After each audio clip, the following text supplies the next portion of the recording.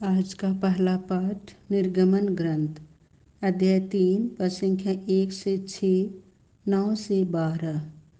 मूसा अपने ससुर मिद्यान के याजक इत्रों की भेड़ चराया करता था। वह उन्हें बहुत दूर तक उजाड़ प्रदेश में ले जाकर ईश्वर के पर्वत होरेब के पास पहुंचा। वहां उसे झाड़ी के बीच में से निकलती हुई आग की लपट के रूप में प्रभु का दूत दिखाई दिया। उसने देखा कि झाड़ी में तो आग लगी है, किंतु वह भस्म नहीं हो रही है। मूसा ने मन में कहा कि यह अनोखी बात निकट से देखने जाऊंगा और यह पता लगाऊंगा कि झाड़ी भस्म क्यों नहीं हो रही है। निरीक्षण करने के लिए उसे निकट आते देखकर ईश्वर ने झाड़ी में से पुकार कर उससे कहा, मूसा मूसा। उसने उत्तर दिया, मैं प्रस्तुत हूँ। ईश्वर ने कहा, पास मत आओ, पैरों से जूते उतार दो, क्योंकि तुम जहाँ खड़े हो वह पवित्र भूमि है। ईश्वर ने फिर उससे कहा, मैं तुम्हारे पिता का ईश्वर हूँ, इब्राहिम, इसहाक तथा याकूब का ईश्वर।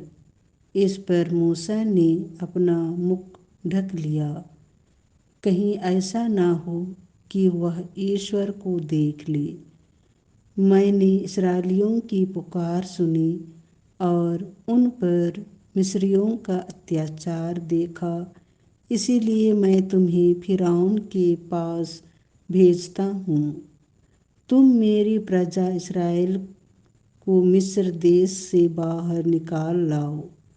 मूसा ने ईश्वर से कहा, मैं कौन हूँ जो फिरौन के पास जाऊँ और इस्राएलियों को मिस्र देश से बाहर निकाल ले जाऊँ? ईश्वर ने उत्तर दिया, मैं तुम्हारे साथ रहूँगा।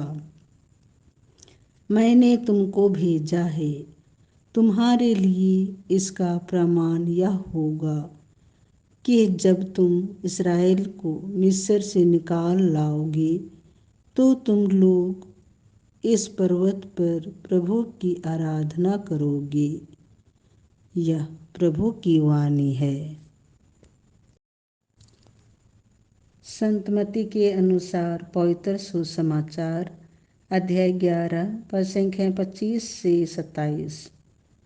उस समय ईसा ने कहा, पिता, स्वर्ग और पृथ्वी के राज प्रभु, मैं तेरी स्तुति करता हूँ, क्योंकि तूने इन सब बातों को ज्ञानियों और समझदारों से छिपाकर मेरे बच्चों पर प्रकट किया है। हाँ पिता, यही तुझे अच्छा लगा। मेरे पिता ने मुझे सब कुछ सौंपा है।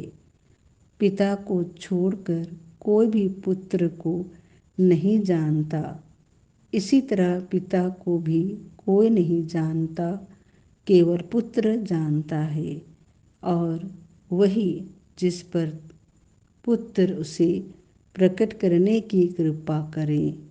यह प्रभु का सुसमाचार है।